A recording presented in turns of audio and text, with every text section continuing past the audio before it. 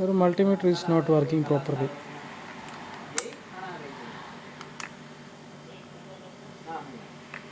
We have to open back.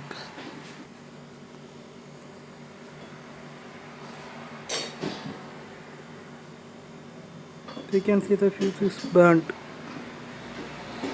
Now remove the fuse and put another fuse.